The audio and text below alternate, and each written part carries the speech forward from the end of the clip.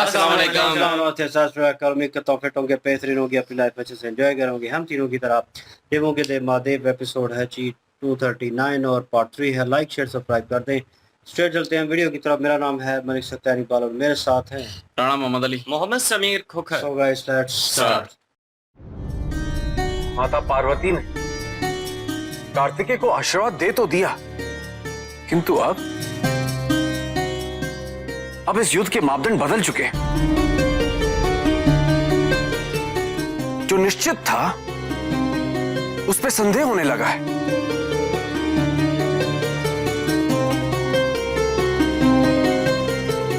जोखिम बढ़ चुका है। ऐसा नहीं है कि हमें कार्तिकेय के सामर्थ्य पे शंका है, किंतु जो विश्वास पहले था,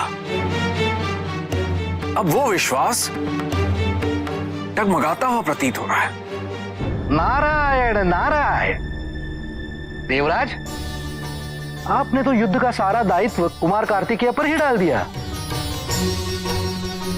युद्ध में कुमार अकेले नहीं जाने वाले, आप सब अपनी अपनी सेना लेकर उनके साथ जाने वाले हैं। यह युद्ध जितना संसार को मुक्त कराने के लिए लड़ा जा रहा है, उतना ही आपका स्वर्गलोक मुक्त करने के लिए भी लड़ा जा रहा है। देवराज, क्या आप सब ने इस क्षण के आगमन की प्रतीक्षा नहीं की? और वो क्षण जब अब इतना समीप है, जब कार्तिकेय को आप सबके विश्वास की आवश्यकता है, तब आप उनकी योग्यताओं पर संदेह व्यक्त कर रहे हैं। नारायण नारायण। इसलिए देवराज, चिंता में समय व्यर्थ ना करें, और यदि आप अपनी युद्ध की तैयारियों को प्रारंभ करें तो अधिक उचित होगा। और देवराज इंद्र, रहा प्रश्न माता के आशीर्वाद का, तो माता के आशीर्वाद की शक्ति का प्रत्यय आपको प्रत्यक्ष रणभूमि में आएगा, अवश्य आएगा।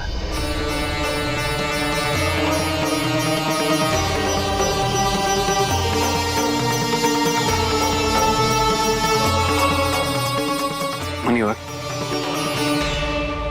मैं आपके कथन से सहमत हूं। अब मैं और मेरी सेना युद्ध करने हेतु तत्पर है। नारायण नारायण।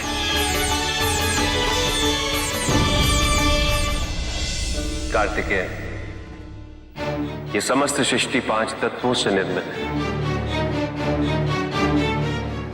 जल, अग्नि, वायु, आकाश और पृथ्वी। प्रकृति से उत्पन्न हुई प्रत्येक वस्तु में ये 5 तत्व एक संतुलित मात्रा में उपस्थित होते हैं।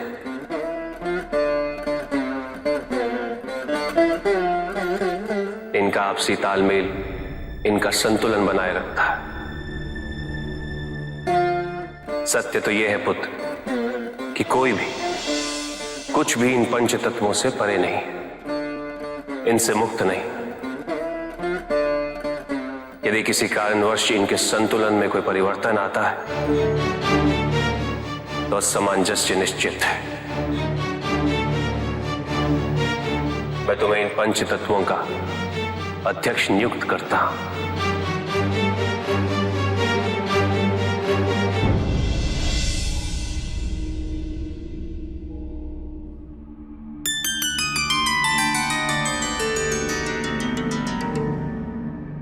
यदि उद्देश्य पवित्र हो तो मां के आशीर्वाद से बड़ी शक्ति और कोई नहीं होती है पुत्र। और यदि मां का आशीर्वाद अपनी संतान पर हो तो उसे जीवन में सफल होने से कोई नहीं रोक सकता, कोई भी नहीं।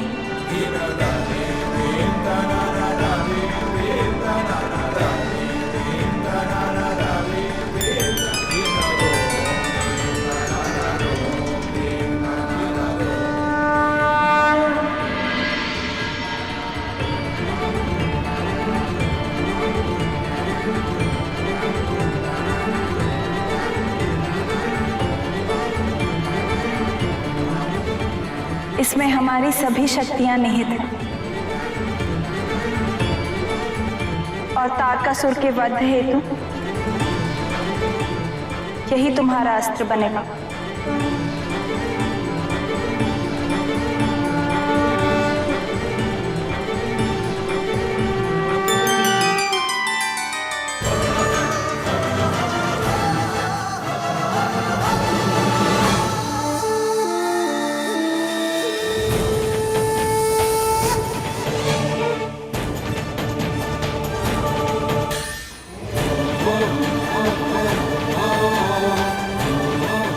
कार्तिकेय, तुम हर प्रश्न का उत्तर और हर कठिनाई का समाधान देने हेतु सक्षम,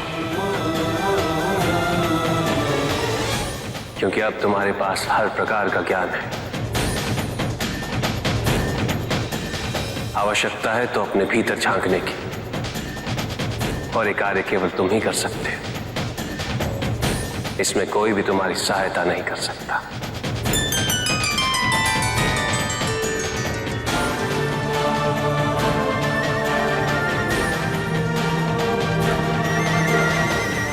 विजयी भव।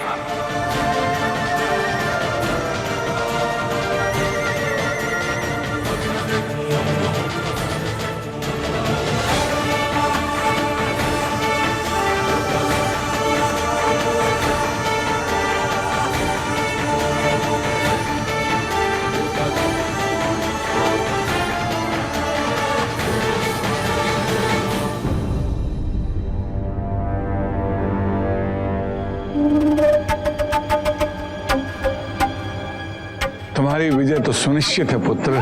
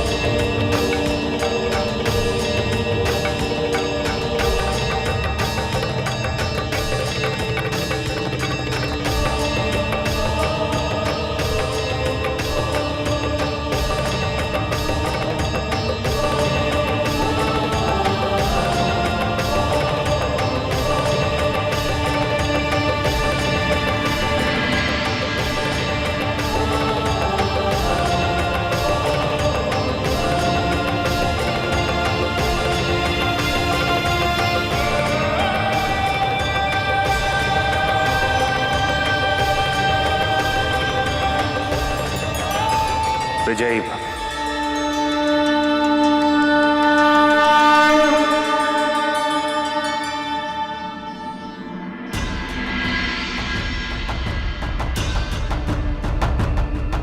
हर हर महादेव, हर हर महादेव, हर हर महादेव। सदैव विजयी भव। सूरज तारकासुर की, सूरज तारकासुर की, सूरज तारकासुर की।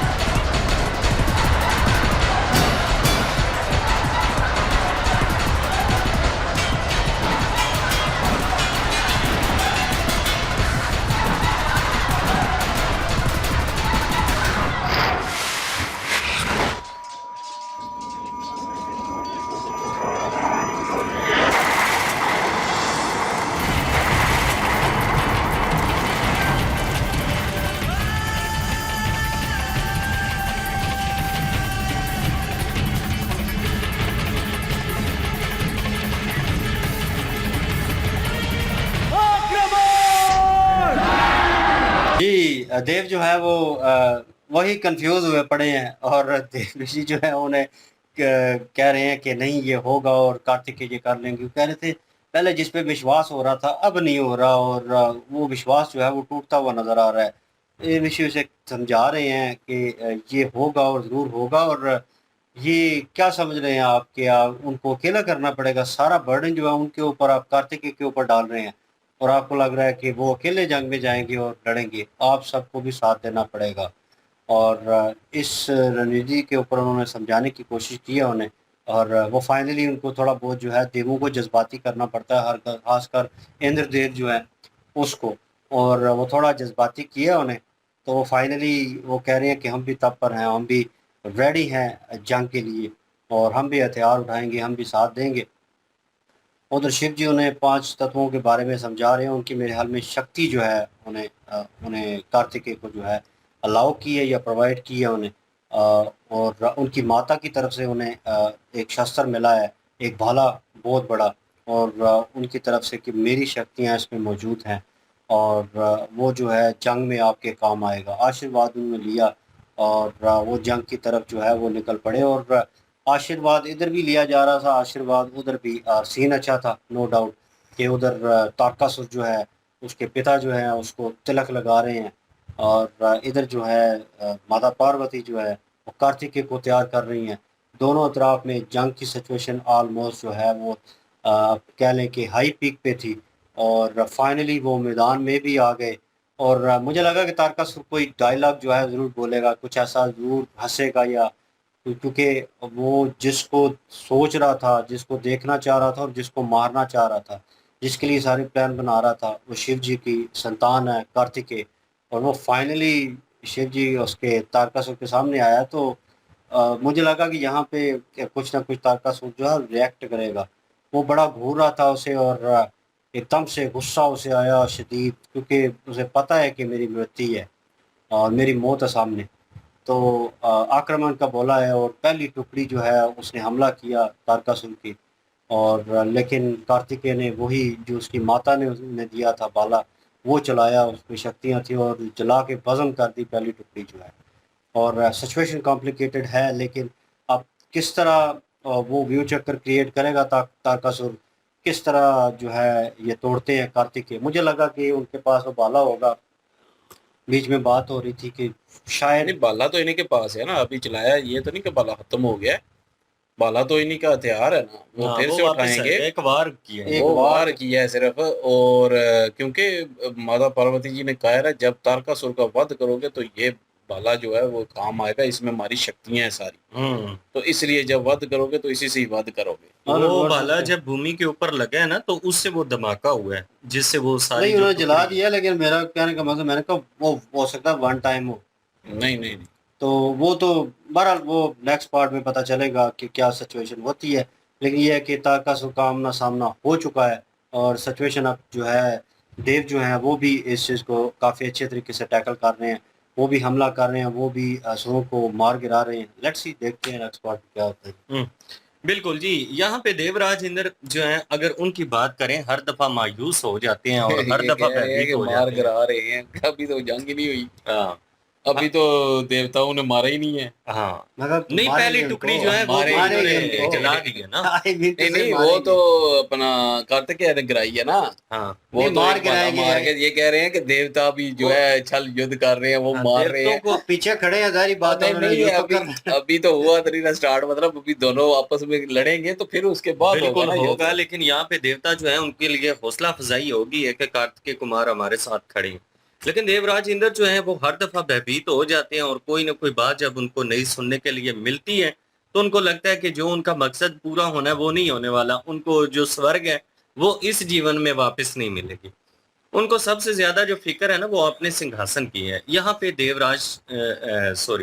देव ऋषि नारद जो है उन्होंने कहा है कि आपके भलाई के लिए ये युद्ध तो होना है, ये नहीं कि आपको सिंहासन नहीं वापस लेके देना है, लेकिन ये पूरे संसार का भी युद्ध है। और जहाँ पे कार्तिकेय कुमार संसार की भलाई के लिए लड़ रहे हैं, वो आपका क्या लेके सिंहासन वापस लेने के लिए भी लड़ रहे हैं, तो आपने पूरी सहायता उनके साथ करनी है।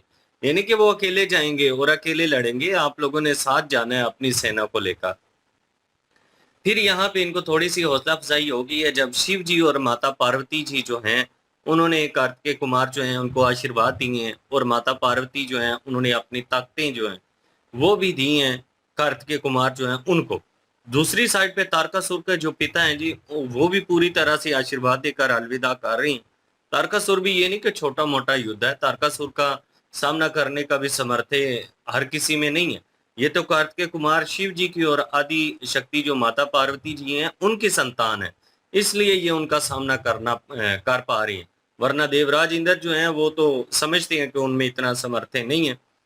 अब यहाँ पे तारकासुर जो है उसका वध करने से पहले जो आत्मविश्वास है ना वो होना बड़ा जरूरी है, जो कि कार्तिकेय कुमार के मन में शंका थी वो शिव जी ने दूर कर दिया। अब उनके अंदर जो आत्मविश्वास है वो आ चुका है। शिव जी ने उनको कहा है कि अब पूरा ज्ञान जो है मैंने आपको बता दिया है, सिर्फ आपने अपने अंदर झांकना है और आपको अपनी शक्तियां जो है उनका समर्थ हो जाएगा, वो याद आ जाएंगी और उनका आपने फिर इस्तेमाल करना है। बिल्कुल जी। और कार्तिकेय जो हैं वो पुरजोश भी हैं, और दूसरी साइड पे तारकासुर भी जो है वो लड़ने में पुरजोश है, और क्योंकि वो अपने वरदान पे जो है वो बड़ा घमंड कर रहा है कि मुझे वरदान मिल गया है और मुझे अब कुछ भी नहीं हो सकता, मेरे व्यूह को नहीं कोई तोड़ सकता, और मेरा फिर वध ही नहीं होगा।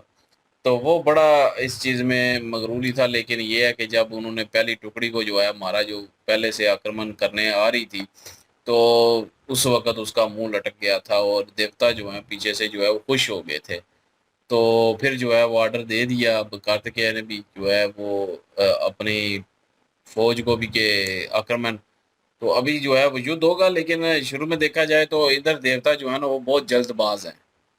जब भी देखा है वो बहुत जल्दबाज़ी करते हैं, कुछ भी हो जाता है तो वो बस मतलब कि उनको फ़िक्र पड़ जाती है कि अब नहीं मिलने मुझे स्वर्ग, अब नहीं मिलना मेरा तख़्त, और उनको जो है वो वही बस फ़िक्र खाई रहती है। और उसमें जो है वो कह रहे थे कि माता पार्वती ने भी आशीर्वाद तो दे दिया है, लेकिन जो उनको उसको वरदान मिल गया है उसको देखते हुए अब जो है वो हमें वो जीत नज़र नहीं आ रही कार्तिकेय के साथ। तो अब कैसे जो है ये सारा कुछ मुमकिन होगा, उसको फ़िक्र लाग हो जाती है। लेकिन जो है वो देव ऋषि ने जो है वो उनके वहम जो है वो ख़त्म किए। उनको कहा कि अगर आशीर्वाद दिया है और तो कुछ ना कुछ जो है वो बाद में पता चलेगा, आप युद्ध में जो है वो मैदान जंग में जो है वो सारा कुछ पता चलेगा, इधर ही जो है अपनी कैसराइयाँ ना करते रहें। तो उन्होंने जो है उनको सही से लताड़ा भी है और उनको होश दिलाई है कि होश से काम लें, आप अपनी फ़ौज जो है बस पीछे रखें कार्तिकेय के अंडर, और बस लड़ाई युद्ध करें बस। तो फिर जो है उनको समझ आई है और उन्होंने कहा कि ठीक है, हम जो है अभी तैयार हैं, हम लड़ेंगे।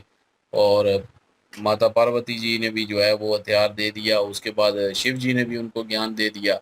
अब देखते हैं जी जंग में क्या होता है, कैसे जो है वो तारकासुर जो है मारा जाता है, तो वो देखते हैं अभी। देखो जी नेक्स्ट पार्ट पे चलते हैं। लाइक शेयर सब्सक्राइब कर लीजिएगा। इंशाल्लाह मिलते हैं नेक्स्ट वीडियो में। अपना क्या रखिएगा, दुआ में याद रखिएगा। तब तक के लिए अल्लाह हाफिज़, पीस।